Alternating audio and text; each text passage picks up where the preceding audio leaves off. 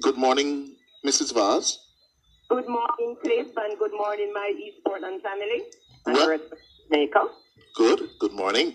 Well, one of those family members not happy that Cliff, the situation in Port Antonio has not been improved where the reliability and supply of water is concerned. well, the first thing I'd like him to do is to give him a number to call or send his number somewhere to you because I need to see where exactly that is that he's talking about. The number is 266-111. Every complaint or query that I hear about, Cliff, whether it is good, bad, or indifferent, I investigate it. So I would like him to get in touch with my office so that we can come and visit him today or later tomorrow. Give me the number again, please. 266-111. Oh, 41. Yes. So 266-1111. Mm-hmm. All right, caller, you can do Call. that. Yes. We will, and give me his information. Mm-hmm. Sort him out because he's a part of my family, whether he's cussing me or not. Very well. But what is the situation generally?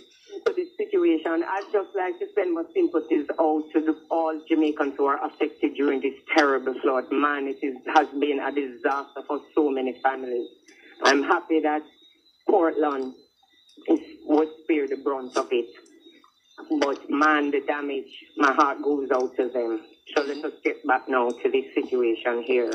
But before you go back to the situation, because we have been trying to reach the mayor of Port Antonio, because we got a call, I think it was from Nephew, a couple of weeks ago, that we missed the story that unlike previous weather events, Port Antonio would have been flooded.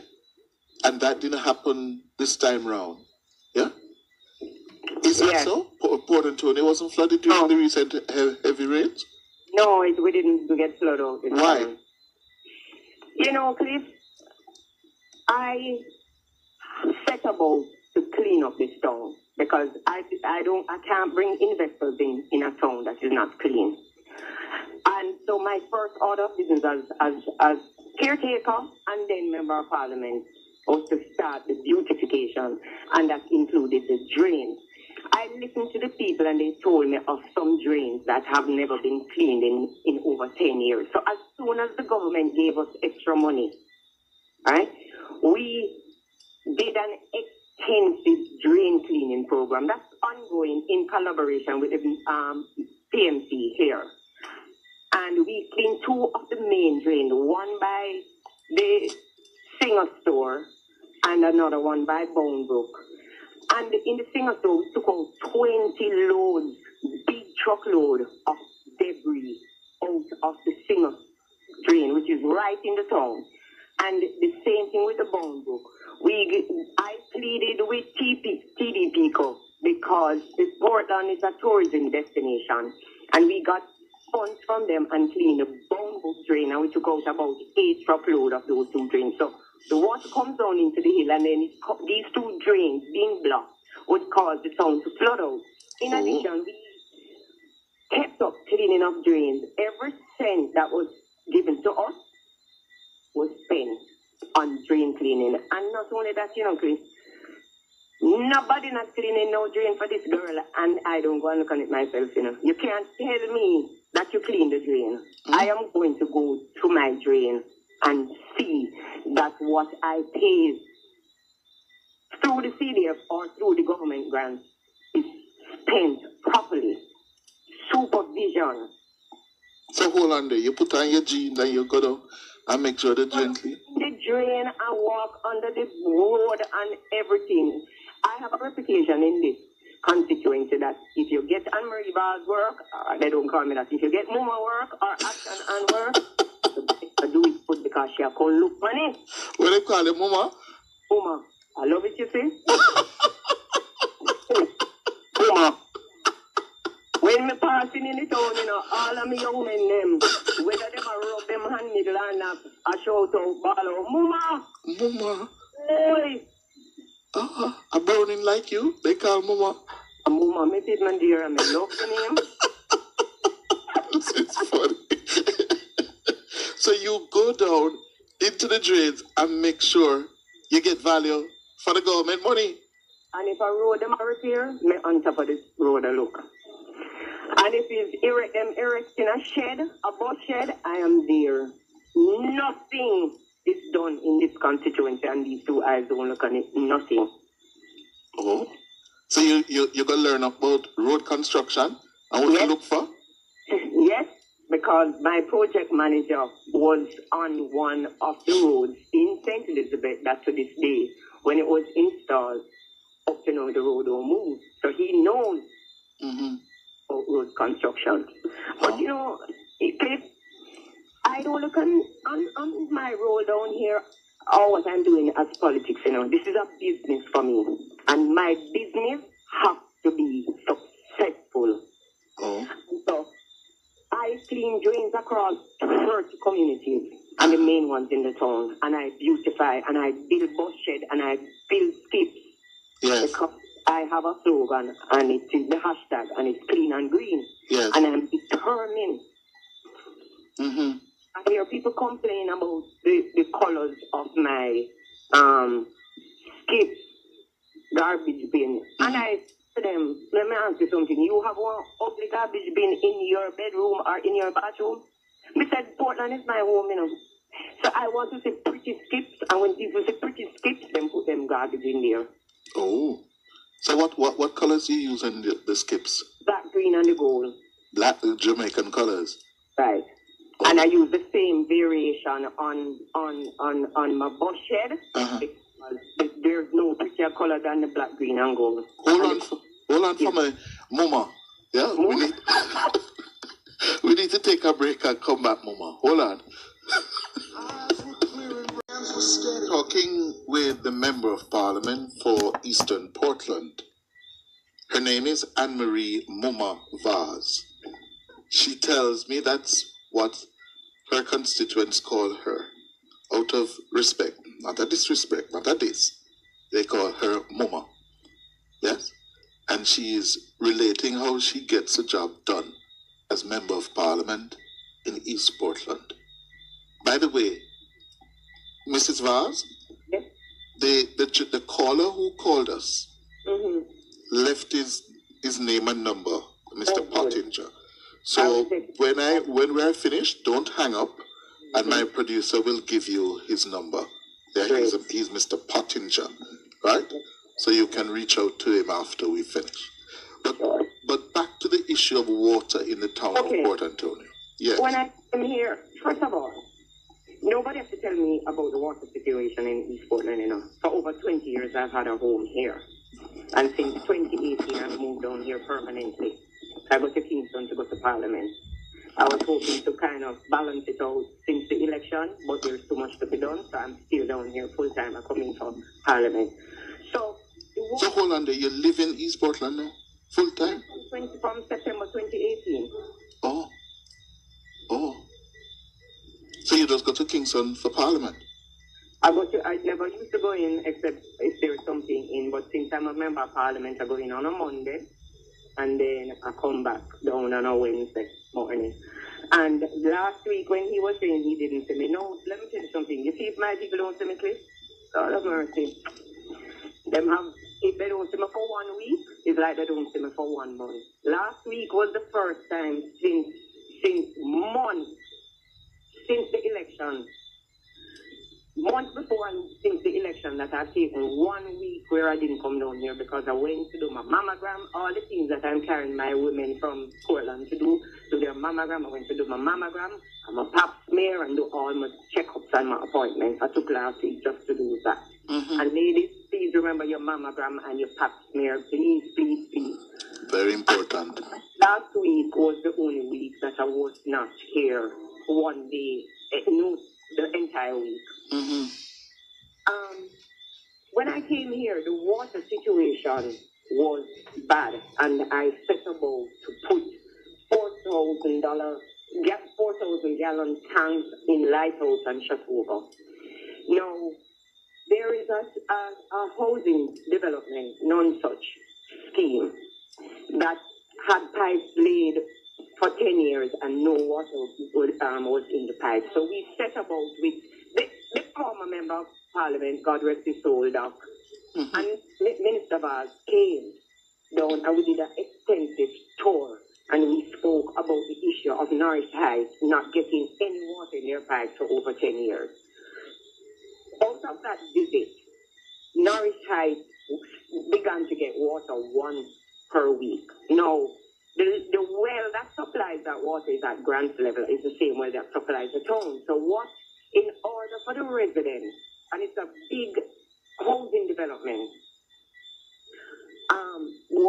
what the Water Commission does is turn off the water in the town so that they can get 1 day a week water up in Norris Heights.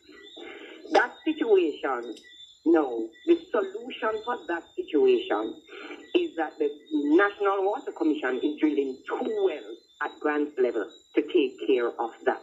But the thing is, for people to get water 1 day a week, 1 day per week, you cannot imagine the difference because they get to fill their tanks and they get to do their washing and every little thing that they couldn't do.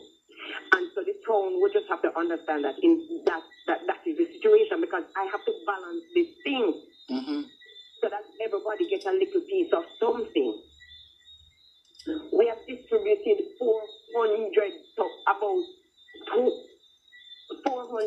gallon tanks across the constituency. We have done about 20,000 gallon tanks in different communities. For example, in Commodore, I increased it by 2. In Blackrock, we put 2. So we put it, and Cliff, let me tell you something. Breaks my heart to see the lines of containers around these water tanks when the water trucks come. But we have spent over 6 million already from 2019 with trucking of water to the areas affected. Because Portland, for the first time in history, faced a drought situation. Yes. Right? And this was not only specific to Portland. All wells went dry. And I'm surprised that the town is having an issue because when I called Water Commission, they just wanted to know where it was and explain that. We remember Mrs. Val that we have to cut off the supply nourish. Now, subsequently, we have done in January, the Minister Furniture Jr. came and we went up to Cornwall Bar, and the whole entire water system at Cornwall Barracks was upgraded for $35 million. And that is done now, and we are laying pipes to take that water system all the way to Berrydale. Right? Yes. When in the by-election in 2019, Mayor Williams from Kingston came upon the Stony Hill water supply system that was not in use. He got his people and we started some repairs on it, and I got funding from my donors back during that time. And we fixed the well there, and for the first time in over 15 years, people in Stony Hill started to get water. I saw videos of that people made of them bathing with under pipe for the first time in decades, in over a decade, right? It was a big thing. One man bathing with him Irish body wash, saying that he couldn't bathe with it before he must get running water. Yes. So and also went to Ranchville. No, we got donations to do that, and it was almost $500,000 to fix that. That was in the hands of a benevolent society. And what I did was I called a meeting with Parish Council, with Water Commission, with the society, and I said to them, look here, it's obvious that this is bigger than you, and I am suggesting that this water system that the benevolent society is responsible for be turned over to the Water Commission. Yes. Was done. Water is going along, and can I tell you that twice the system was vandalized. One, They burned the wire to the pump. Wow. I repaired that out of pocket for $200,000. The second time that was done, it was more than me. It was an extensive file, and the repairs involved JPS and Water Commission. But why would anybody do that though? Because it serves the community. Why would anybody do that? Were you able to get to the bottom of it? It's the side of politics that I don't dwell on, because I don't focus on the negative. Oh. I just focus on the positive, and I don't get into the cascade about who do what. I just don't understand it, because where the fire is set is not somebody doing any field. Where it is set is a gully side. And let me tell you something. If you look on my social media, I had the fire brigade up there. It was an extensive fire. No. That pump, what we did was rural, I call it rural water, and rural water is building a solar pump now. So that no matter what happens, unless they go to the pump itself and blow it up, we won't have that as an issue. Plus, solar is in keeping with my clean and green aim in East Portland. That's been done. You said that water that is supplying Ranch Hill and Stone Hill right now, we want to take it to Lighthouse and Shatova and Springbank. So that is a work in progress right there. All right, we're up on our next break. Hold the line first, please. With Hughes online. My hands were steady, my eyes were clear and bright. We're talking with a member of parliament for East Portland, Anne-Marie Vaz. So, the situation in Port Antonio is still a work in progress where water is concerned, Mrs. Vaz. Yep, and I want to also talk about 3 others that are in progress right now. Anchoviland Settlement by Johnstone. We just laid pipe ahead of road work because, I'm not having no road laid down, and nobody come back and dig up my road, Right? So I ensure that, 1, we are working, and let me just take this minute to just thank my agencies here in East Portland. All my agencies, Water Commission, Road, Portland Municipal Corporation, all of them. I was chairman of the DAC in 2017. Portland was the most successful DAC. Reason being, that's a Development Action Committee. All my government agencies work together for the greater good of the citizens here. What is a DAC?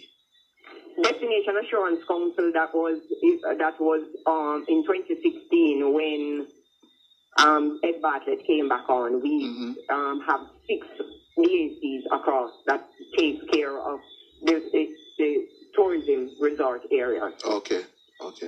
So, and then I had a good working relationship with them. So you coordinate with the Works Agency and the Water Commission, right? So them don't have to come back and dig up the road after you fix it. It's for me road, and I don't want no road look ugly.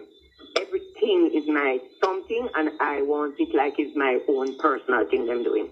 So we put that pipes are laid, and the road is being covered, so that when the water system is up and running, you don't have them digging up the road, so we lay pipes for it. All right. So that's kind of coordination that is happening, Very well. Things are getting done in this country. What about Wi-Fi? And Port Antonio was notoriously bad. Look here. And I remember you making... I just had a visit 2 weeks ago with the contractor, and I was assured by Daniel Dawes a few days ago that what was delayed by the coronavirus will be a reality before the end of this month. Wi-Fi, one of the biggest systems ever put into a town, is being put in Portland. And in hindsight, now all the towns will have to be upgraded to this level, the level that we are getting here. And the minister in charge of Wi-Fi, Minister Darrell Vaz, is tasked to put in Wi-Fi in all of the major communities, and that is something that I think will be rolling out in a few weeks. And let me tell you something, I am on him like a white on rice about the Wi-Fi, because guess what happened? Well, he wouldn't mind that.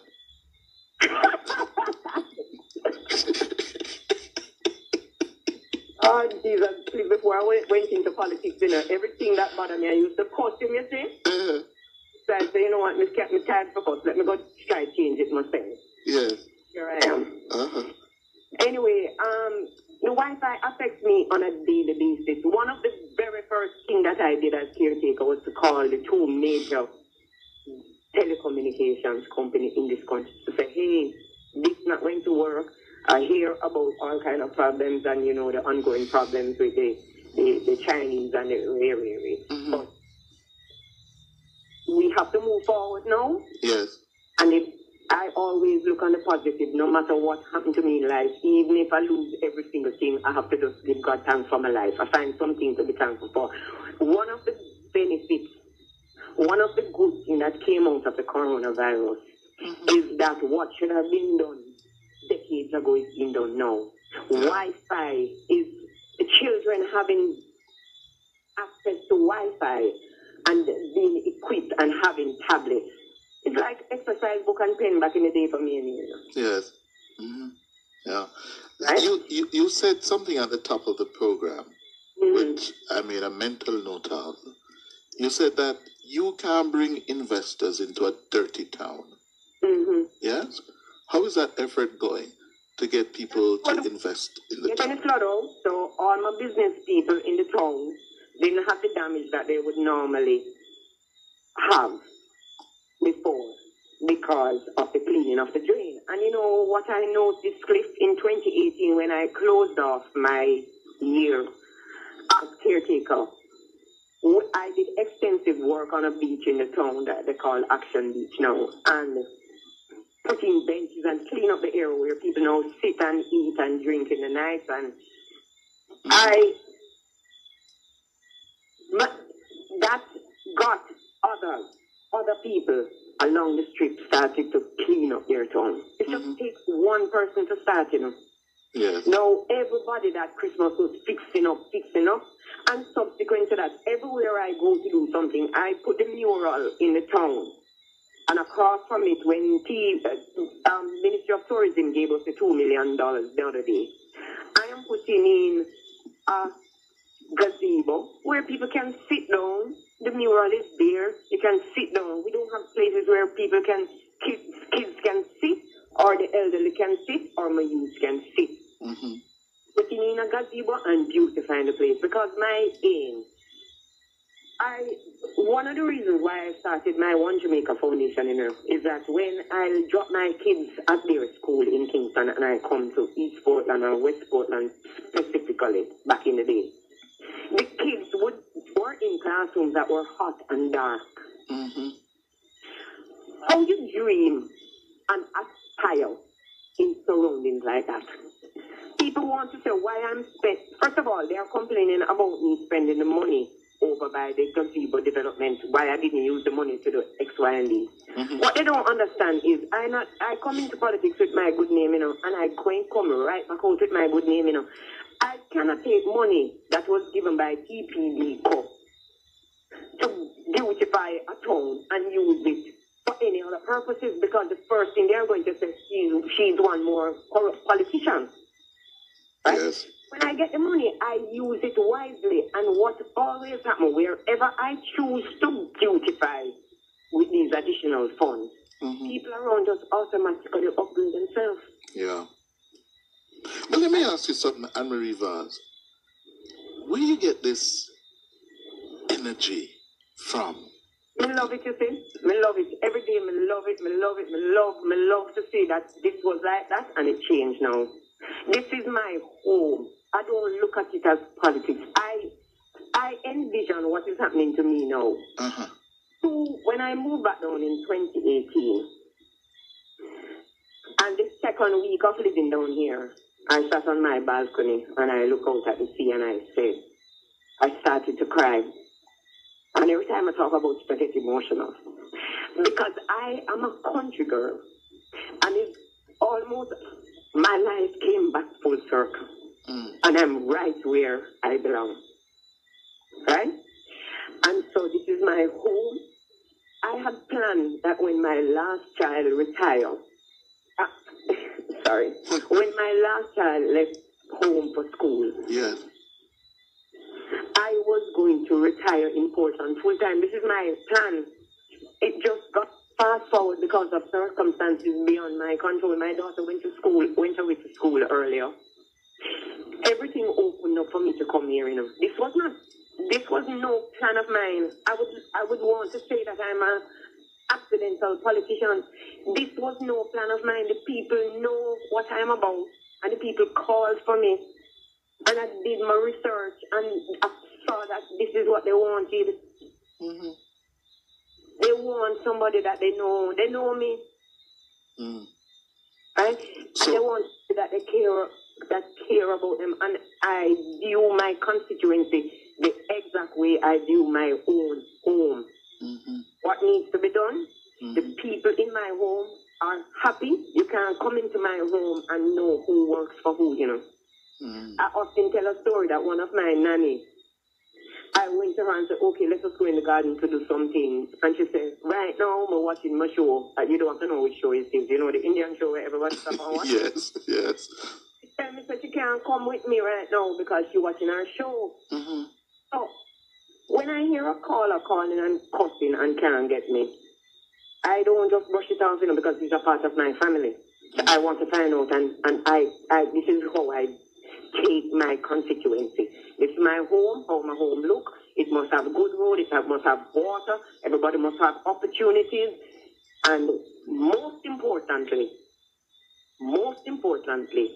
people want to see me because I bring joy. I don't come with sorrow and misery. People have hope in this constituency that there is somebody who is going to do something, and not only do something, but somebody who is doing something every single day for their betterment. They know that. Yes. You said you're a country girl and your life has come full circle. Yeah? Was it South Manchester you were born and raised? Right in Duff House. Duff House, yes. Born in Mandeville Hospital and go right in Duff House. Went to Hampton School. Walked 3 miles to school and back. 3 miles to catch the bus. Initially, when I was in basic school in Bull Savannah, I used to walk from Duff House to Bull Savannah up a hill in the night and come back home. Oh. Mm. And I wouldn't change my life for nothing. Mm. But this gives you a lot of fulfillment now. 100%. I mean, there are days when, I want to tear out my hair because the truth of the matter is, it's CDF. I have almost 50,000 family members here in East Portland. Mm-hmm. And when you divide 20 million into that, it's about 400 I have to help each person. Mm-hmm. When you look on people believe that MPs have money to do X, Y, and Z. The restrictions on the usage of your money and the monitoring that is being done by the head of CDF, and I must commend them. You have to do what it is, the money. 5 million that I have to go to education, I have no control over that. Mm-hmm. When you take out 5 million, and I don't only use 5 million, I use 5 million, probably 7 million, and I raise about 3-4 other million. And I still would need 3 times that amount of stuff to help my children. Mm. As it stands right now, I have over 6,000 students on pass and needy that need tablets in this constituency, and that is what my focus is on right now. 6,000? Each of my children. Portland is one of the poorest parishes in Jamaica, you know. Mm. Right? And my focus right now, and I'm appealing to anybody listening to me, if you have an old computer, a second one, or you want to donate one, I can give you the name of a child and you can directly hand it to them, because I have the names, I have a list, and I have every child that needs a laptop on a list. Mm-hmm. And every the school they attend and where they live. So if you want to help those 6,000 kids in Portland, yes, they can reach you. They can reach out to you. 266-1111. Right. Yeah. Wow. And yes. And that's my focus right now, after spending over 8 million on school fees and back to school yes. for my students. And as I said, there have been resistance to increasing the CDF. But let me tell you something.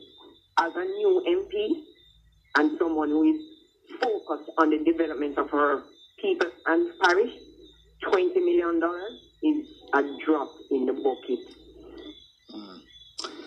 Anne-Marie Vaz, good talking with you. You're a role model for aspiring politicians. Yeah? I don't know where you get the energy from, but boy, keep up the good work. Blessings, Cliff. Thank you very much. It's the first time I'm going on a calling program, and I would not want it to be with anybody else. Thank you very much. Oh, you're so kind. You're so kind. Thank you. Thank you. Wow. Time for the break. My hands were steady, my eyes were clear and bright.